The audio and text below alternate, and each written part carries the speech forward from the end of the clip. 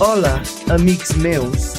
Aprendrem com es mouen les peces dels escacs i com s'acomoden.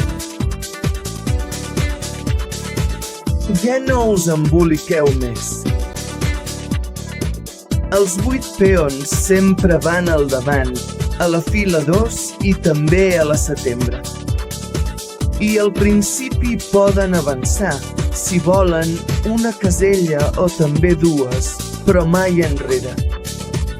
La seva captura no és igual, ha de ser en diagonal i també, companys, en diagonal als peons. Els pots coronar si arriben a l'extrem oposat. En cavall, una torre, en dama o en alfil, els pots convertir. Col·locats al costat de les torres, els cavalls i a qualsevol peça saltant, com si fessin un salt d'elefant. Si vols entendre-ho, para atenció primer. 0, 1 i 2, 0, 1 i 2. Mouen on cauen, però no per on passen. 0, 1 i 2 s'eleven tots dos. Recordeu, amics, aprendrem com es mouen les peces dels escacs i com es col·loquen. Ja no us feu un embolic. Entre reis i cavalls, dos alfils avançant, un en negre, l'altre en blanc, les diagonals són els seus passos. Primera a les cantonades del tauler, les dues torres surten movent-se en horitzontal i vertical, sempre així es mouran.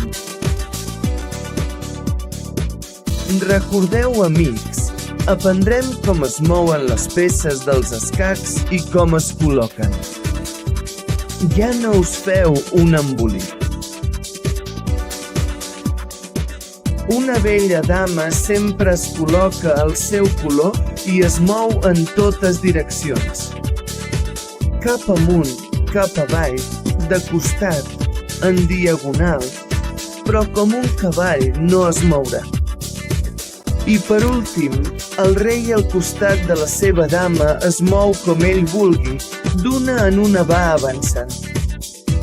I encara que existeix l'enroc per protegir-lo, si no has mogut la teva torre ni tampoc el teu rei. Ara, amics meus, hem après aquest joc especial que és molt divertit. Amb la teva intel·ligència aconseguiràs vèncer els teus oponents i salvar el teu rei.